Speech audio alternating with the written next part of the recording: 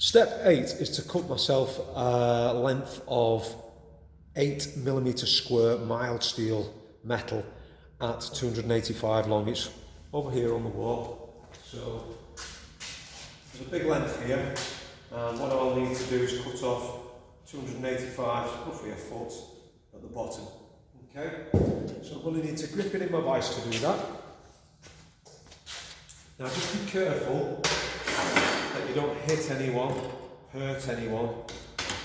And 285 is roughly the length, just a little bit shorter, because that's 300, so it's 15mm shorter than the ruler. So I want to grip it roughly around there, roughly around the end of the ruler. So I'll just roughly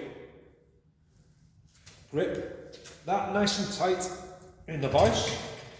Okay, right, the tool I need to use to cut metal is a hacksaw. This might be a new tool to you.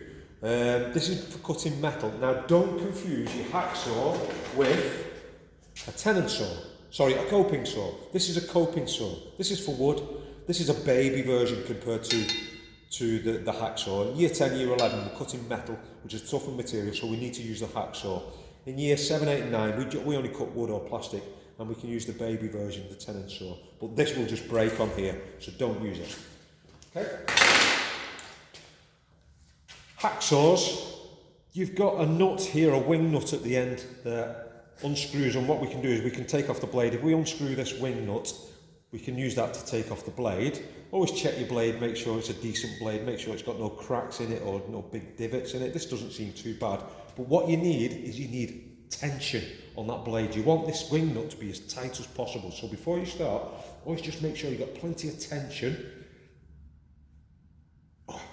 on the hacksaw. You want that blade to be nice and tight.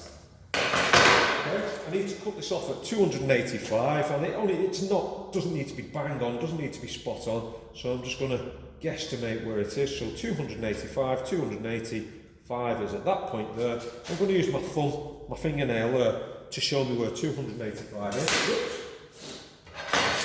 And then I'm just going to get my hacksaw and I'm going to butt it up against my thumbnail, and I'm just going to little cuts just to get myself a little bit of a groove. Once I've got myself a groove, I'm into the cutting of the metal. Get your stance right. You want your legs astride. You want to be leaning forward, and you want to try and use all of the blade. Don't just use a little bit in the middle. You'll get tired really quickly. You want to use all the blade. Make the blade do the work. Don't twist. If you twist, it will jam and get stuck. You need like a loose grip.